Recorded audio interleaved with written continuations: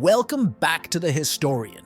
Today, we're diving into the wild hair, big brains, and even bigger ideas of one of the most famous scientists ever, Albert Einstein. From his beginnings to his contributions to the Manhattan Project, we've got jokes, facts, and a whole lot of relativity. Let's get started. Albert Einstein was born in 1879 in Ulm, Germany. As a child, he was anything but ordinary. While other kids were playing with toy cars, Einstein was busy pondering the mysteries of the universe. "Hey Albert, want to play tag?" "Can't, I'm busy thinking about light and time." You know, normal kid stuff. Einstein was a late talker, which had his parents worried. They thought he might never speak.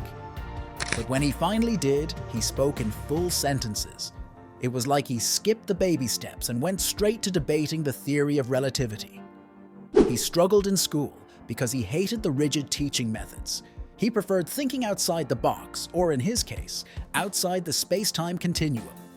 "Mr. Einstein, pay attention to the lesson." "Sorry, I was just contemplating how space and time are relative."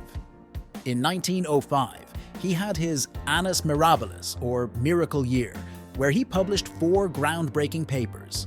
One of these included EEMC2, which, for those who don't know, means energy equals mass times the speed of light squared.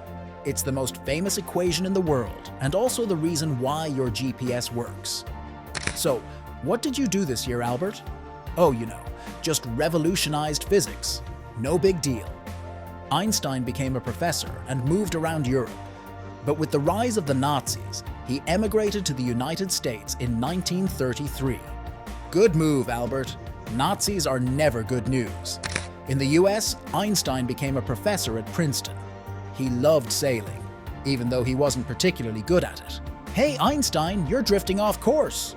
"Nonsense, the universe is expanding. I'm just going with the flow." Now let's talk about his relationship with J. Robert Oppenheimer and the Manhattan Project. Einstein wasn't directly involved in the project, but his famous letter to President Roosevelt in 1939 warned about the potential for Nazi Germany to build an atomic bomb. This letter, co-signed by physicist Leo Szilard, led to the creation of the Manhattan Project. "Hey Bob, I hear you're working on something big." "Yeah, Albert, we're splitting atoms over here, no biggie."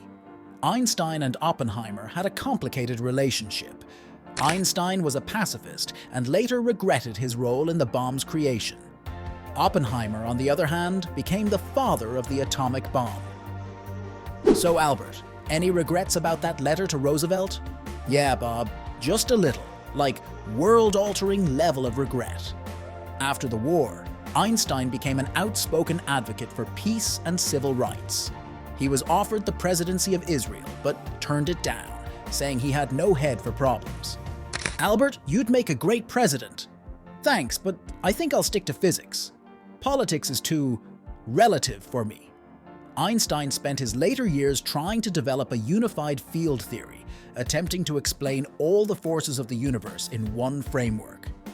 He passed away in 1955, leaving behind a legacy that continues to inspire scientists and dreamers around the world.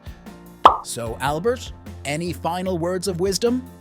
Imagination is more important than knowledge. Also, never forget to question authority, and don't forget your sense of humor. So there you have it, folks.